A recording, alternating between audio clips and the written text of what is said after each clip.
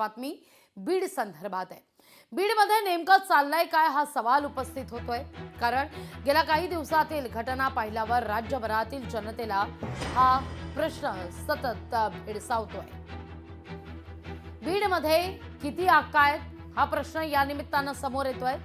सरपंच संतोष देशमुख हत्या प्रकरणातील मुख्य आरोपी कृष्णा आंधळे 3 महिन्यानंतरही सापडलेला नाहीये।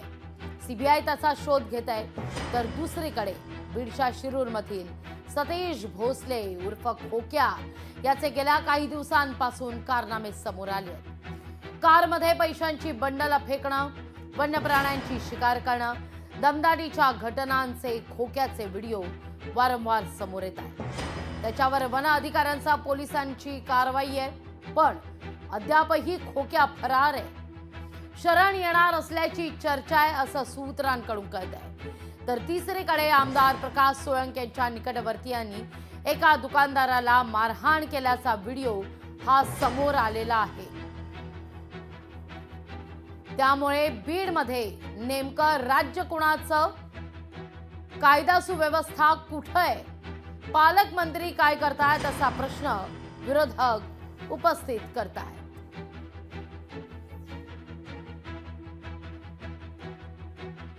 या सगळ्याविषयी अधिक माहिती घेण्याकरता थेट जाते आपले प्रतिनिधी हरिदास तावरे यांच्याकडे। हरिदास, बीडमध्ये नेमकं काय चाललंय? बीडमध्ये किती आक्का आहेत हा सवाल आता या निमित्तानं उपस्थित होतोय।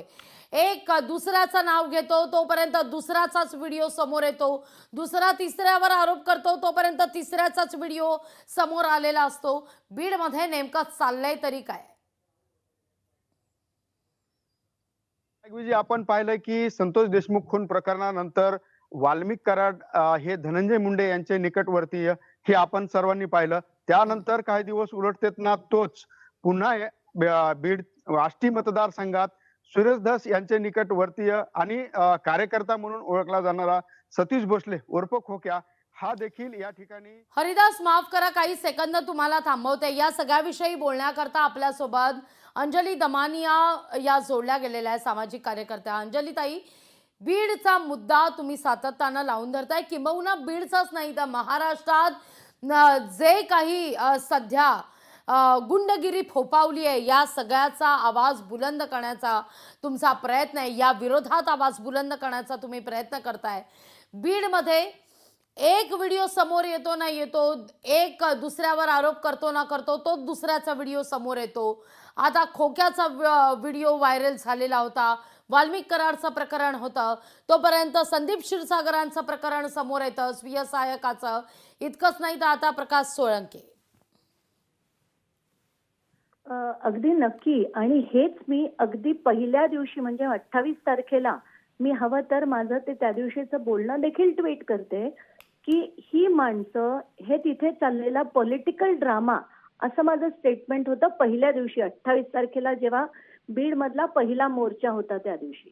आणि म्हणूनच मी त्या मोर्चात गेले नव्हते, कारण जे जे धनंजय मुंडे आणि कराड करत होते ते सुरेश धस म्हणा, संदीप क्षीरसागर म्हणा, सोनावणे म्हणा, बजरंग सोनावणे म्हणा, सगळी जण तीच होती माणसं आणि आपल्या आपल्या ठिकाणी तेच काम करत होते।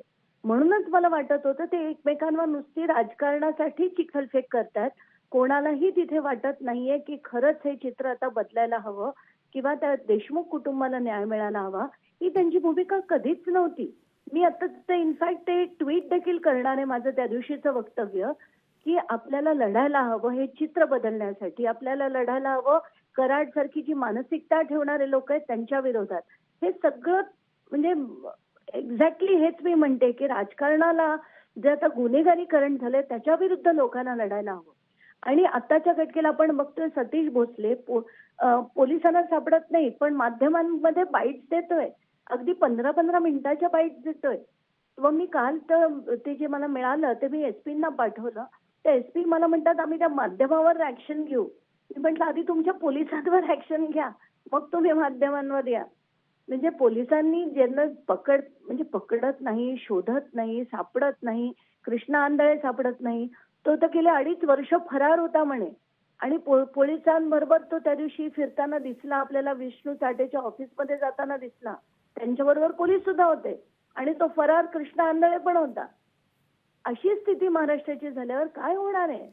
अंजलीताई, खरं तर असं म्हटलं जातं की राजकारण 20% आणि 70% समाजकारण करावं लोकप्रतिनिधीनं राजकारणात आल्यावर. पण इथं मात्र समाजकारणाऐवजी गुंडागिरीच मोठ्या प्रमाणावर पाहायला मिळते. Correct, correct. एकदम ते आता 70-80% फक्त वसुलीकरण करतायत ते, बाकी काही नाही. हफ्ते वसुली, कॉन्ट्रॅक्ट मधनं वसुली, निधीमधनं वसुली, सगळीकडनं वसुली. आणि जो पैसा आपण कर म्हणून भरतो, ह्या लोकांपर्यंत ज्यांना ज्यांना आपण देण्यासाठी तो देतो, क्रॉस सबसिडी म्हणा किंवा इन्फ्रास्ट्रक्चरसाठी देतो, तो तिथपर्यंत कधी जात नाही. हेच तर दुर्दैव आहे आपलं. अंजलीताई, अगदी शेवटचा सवाल विचारते मी. खरं तर थेट विचारते मी, ठिगळं कुठं कुठं लावणार? काय होतं, एका मुद्द्यावर आपण बोलायला उभे राहतो, बीडच्या प्रश्नावर बोलायला उभे राहतो, पुन्हा तोच पुनरुच्चार. तोपर्यंत दुसरा एक व्हिडिओ, दुसरं एक प्रकरण, दुसरं एक भ्रष्टाचाराचं प्रकरण, हे सातत्यानं महाराष्ट्रात घडत आहे. कधी बीडमध्ये दहशत आहे तर कधी पुण्यामध्ये दहशत आहे. कशावर जो तुम्ही मुद्दा पहिल्या प्रेस कॉन्फरन्समध्ये उपस्थित केलेला, त्यावर मला खरं तर तुमच्याकडून उत्तर हवंय. ही सिस्टीम बदलण्याकरता आता काय करणं नितांत गरजेचं आहे? तर सिस्टीम बदलण्यासाठी आता मागच्या 10 वर्षात 7.5 वर्ष असलेल्या गृहमंत्र्यांना खूप ठोस पावलं उचलण्याची गरज आहे. आत्ताच्या घटकेला त्यांना विधानसभेत त्यांनी हे सगळं मांडायला हवं की दहशतवाद सगळ्यांचा वाढतोय. तुम्ही जे कार्यकर्ते म्हणताय ते कार्यकर्ते नाहीच आहेत. ते सगळे फक्त पैशाची लालची माणसं आहेत, जी तिथे त्यांना जी चिकटली आहेत गुळासारखी. गुळाला जसा मुंगळा चिटकतो तसे हे जे या मोठ्या नेत्यांना चिटकतात ते कशासाठी? त्यांना कॉन्ट्रॅक्ट हवे असतात, त्यांना एक ना एक कुठून वसुली करायची असते, हप्ते काढायचे असतात, खंडणी काढायची असते. आणि हे बदलण्यासाठी आमदारांना सगळ्यांना लाईनीवर आणण्याची गरज आहे. दुसरं म्हणजे पोलिसांना सेन्सिटाईज करण्याची गरज आहे. खूप गरज आहे आत्ताच्या घटकेला. किती ठिकाणी तुम्ही आज जर आपण तू आणि मी जर आपण पोलीस स्टेशनला गेलो एक FIR करायला, बिलकुल होत नाही आपला FIR. अशी किती उदाहरणं आहेत. म्हणजे लोक तिथे जाऊन जाऊन पायऱ्या झिजवतात, पण चपला झिजवतात, पण त्यांचा FIR काही होत नाही. अशी जी दुर्दैवी स्थिती आहे ना, ती बदलण्याची गरज आहे. अगदी ताई, खूप खूप धन्यवाद आमच्याशी संवाद साधला त्याबद्दल. या सगळ्याविषयी अधिक माहिती घेतोय आपले प्रतिनिधी हरिदास तावरे आपल्यासोबत जोडले गेलेले आहेत. हरिदास, काय अधिक माहिती या सगळ्या संदर्भात?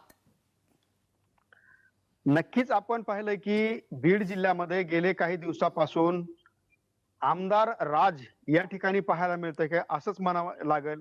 कारण या ठिकाणी आपण पाहिलं की संतोष देशमुख खून प्रकरणानंतर धनंजय मुंडे यांनी सांगितलं की माझे जे निकटवर्ती आहेत ते वाल्मिक कराड आहेत.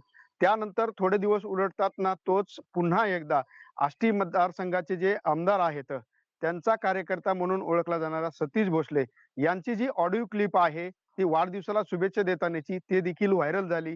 आणि सतीश भोसले हा देखील आमदारांचाच कार्यकर्ता आहे हे आपण पाहिलंय. त्यानंतर कालच सोशल मीडियावर जी ऑडिओ क्लिप व्हायरल होत होती आमदार संदीप क्षीरसागरांची, ही देखील एका नायब तहसीलदारांना धमकी देत असल्याचा जो ऑडिओ क्लिप आहे ती देखील व्हायरल होती. आणि एक संदीप क्षीरसागर यांचे जे श्रेय सहाय्यक आहेत हे देखील एका शोरूम वाल्यांना हाणमार करतानाचा जो व्हिडिओ आहे तो या ठिकाणी सोशल मीडियावर व्हायरल होताना पाहायला मिळतोय. आणि पुन्हा आज सकाळीच माजलगाव मतदारसंघाचे जे आमदार आहेत प्रकाश सोळंके यांचे निकटवर्ती असलेले सतीश सोळंके जे आहेत यांचा देखील एका दुकानदाराला मारहाण करतानाचा जो व्हिडिओ आहे तो सोशल मीडियावर व्हायरल होताना पाहायला मिळतोय. हे प्रत्येक आमदारांकडे हे पाळलेले गुंड आहेत का, असा प्रश्न आता सर्वसामान्यांना पडला आहे. त्यामुळे ही कुठंतरी ही थांबलं पाहिजे. याच्यावर पोलीस प्रशासनानं कुठंतरी ठोस पावलं उचलले पाहिजेत. याच्यामुळे सर्वसामान्यांचं जीणं जे आहे ते आता मुश्किल होताना पाहायला मिळते. लागवीजी. निश्चित. हरिदास, तुर्तास धन्यवाद तुम्ही दिलेल्या एकूणाचे सविस्तर माहिती करता. ही दृश्य फार महत्वाची आहेत. खरं तर बीडमधली आहेत. बीडमध्ये नेमकं काय चाललंय हा सवाल या निमित्तानं उपस्थित होतोय. ती 3 दृश्य आपण पाहूया. पहा, बीडमध्ये कृष्णा आंधळे अद्यापही फरार आहे. सरपंच संतोष देशमुख हत्या प्रकरण आणि या प्रकरणी चर्चेत असलेला कृष्णा आंधळे, आरोपी असलेला कृष्णा आंधळे 3 महिने झालेले आहेत. या घटनेला मुख्य आरोपी आंधळे तरीही फरार आहे. सीबीआय त्याचा शोध घेत आहे. दुसरीकडे बीडच्या शिरूरमधील सतीश भोसले उर्फ खोक्या याचं गेल्या काही दिवसांपासून कारनामे सुद्धा समोर येताना दिसत आहेत. गाडींमध्ये पैशाची बंडलं फेकणं, वन्य प्राण्यांची शिकार करणं, दमदाटीच्या घटनांमध्ये खोक्याचे व्हिडिओ सध्या व्हायरल आहेत. वन अधिकाऱ्यांसह पोलिसांनी कारवाई केली आहे, पण खोक्या पण फरार आहे, सापडत नाहीये. तो शरण येईल अशी चर्चा आहे, सूत्रांकडून माहिती मिळतेय. काल परवा या सगळ्या संदर्भात संदीप क्षीरसागर यांचा स्वीय सहाय्यकांचा व्हिडिओ सुद्धा समोर आलेला होता आणि आता आमदार प्रकाश सोळंकेच्या निकटवर्तीयांनी एका दुकानदाराला मारहाण केल्याचा व्हिडिओ समोर येतोय.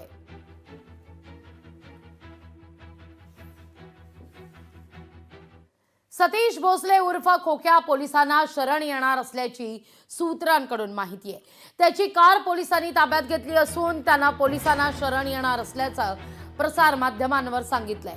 भाजपचे आमदार सुरेश धस यांचा तो निकटवर्ती असल्याची माहिती आहे. ज्या पद्धतीनं वाल्मिक करार सरेंडर झाला त्याच पद्धतीनं सतीश भोसले ही सरेंडर होणार का हे पाहणं महत्वाचं आहे. सतीश भोसले उर्फ खोक्याच्या शोधार्थ स्थानिक गुन्हे शाखेसह इतरही पथकं रवाना झाली आहेत.